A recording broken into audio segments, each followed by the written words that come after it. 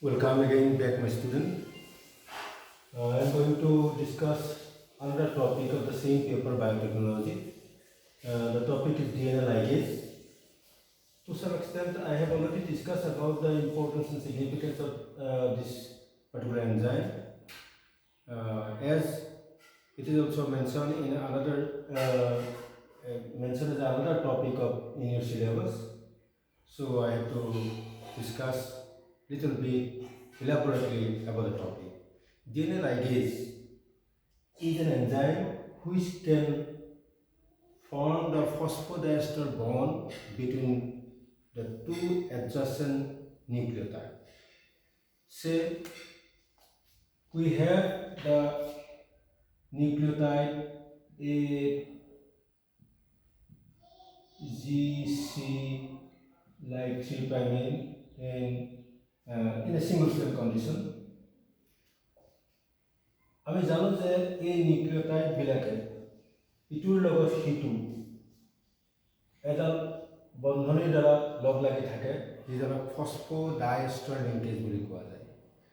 যদি কিবা কাৰণত ইয়াৰ মাজৰ ডাল বন্ধনী ছিগি যায় তেতিয়াহ'লে চেইনডাল পলিনিউক্লিয়াৰ চেইনডাল দুটুকুৰা হ'ব, ডিলিংক হ'ব due to the action of enzyme nucleases or endonuclease more specifically. আমি তেতিয়া এই দুটুকুৰা চেইন নিউক্লিওটাইডৰ দুটুকুৰা চেইন আমি লগ লগাবলগীয়া হয় আৰু সেই লগ লগোৱা ক্ষেত্ৰতে আমাৰ DNA লাইগেজ নামৰ এনজাইমটোৱে আমাক অনুঘটকীয় কাৰ্য সম্পাদন কৰে, অৰ্থাৎ কেটালাইটিক ৰোল প্লে কৰে আৰু সিহঁতে টি আৰু জিৰ মাজত ফসফৰাইছৰ লিংকেজডাল সম্পূৰ্ণ কৰে। ইয়াক যদি আমি আৰু অলপ ডিটেইলছ চাওঁ তেতিয়াহ'লে আচলতে আমি গম এনেকুৱা হৈ থাকে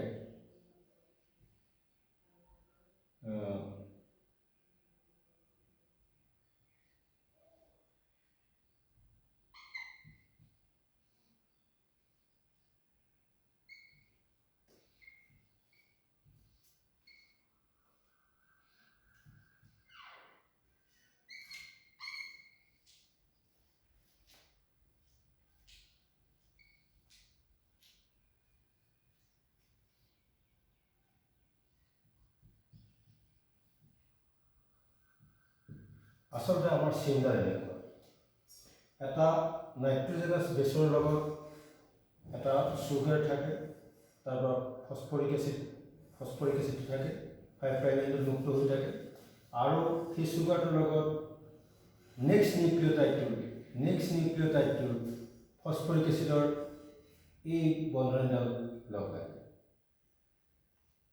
এনেদৰে চেইনডাল লিংক হৈ দীঘল হৈ গৈ থাকে। এতিয়া কিবা কাৰণত যদি এনেকুৱা ঠাইত চেইনডাল ছিগি যায়, মানে আগতে দেখুৱাৰ নিচিনাকৈ এনেকুৱা ডিলিংক হৈ যায়, ঠিক টি আৰু জিৰ মাজত এইখিনি চেইনডাল নাইকিয়া হৈ গৈছে, ছিগি গৈছে, তেতিয়াহ'লে আমি DNA লাইগেজ নামৰ এনজাইমটো ইয়াত প্ৰয়োগ কৰিলে বা এই এনজাইমটোৱে এই চুগাৰ আৰু ফসফেটৰ মাজত এই নতুন কোভেলেণ্ট বণ্ডাল সৃষ্টি কৰিব পাৰে আৰু দুটুকুৰা পলিনিউক্লিওটাইড চেইন লগ লগাই কণ্টিনিউৱাছ কৰিব পাৰে। এতিয়া কণ্টিনিউৱাছ কৰোঁতে এটা কথা মন কৰিব লাগিব যে সি সদায় 3' হাইড্ৰস্কিল এণ্ডটোৰ লগত আনটা নিউক্লিওটাইডৰ নেক্সট যিটো ইনকামিং নিউক্লিওটাইড আছে তাৰ 5' এণ্ডৰ ফসফৰিক এচিডটোহে লগ লাগে। এতিয়া এই এনজাইমটোক আমি আচলতে ইন জেনেটিক ইঞ্জিনিয়াৰিং বা ৰিকম্বিনেণ্ট DNA টেকন'লজি আমি মলিকুলাৰ গ্লু বা মলিকুলাৰ এডহেচিভ বুলি ব্যৱহাৰ কৰিব পাৰোঁ। অৰ্থাৎ এই দুটা বেলেগ পৃথক দুটা চেইন লগ লগাই জইন কৰিব পাৰে বা সংলগ্ন কৰি দিব পাৰে, সেইকাৰণে ইয়াক গ্লু বা এডহেচিভ বুলি ক'ব পাৰি। আৰু আমাৰ ৰিকম্বিনেণ্ট DNA টেকন'লজিত এই কামটো নিৰ্দিষ্ট কামটো দুটা পলিনিউক্লিওটাইড শৃংখল লগ লগাই দিয়া কামটো আমি অতি সঘনাই কৰিবলগীয়া হয় আৰু সেই প্ৰেক্ষাপটত আমাৰ এই DNA লাইগেজ এনজাইমটো অতি গুৰুত্বপূৰ্ণ।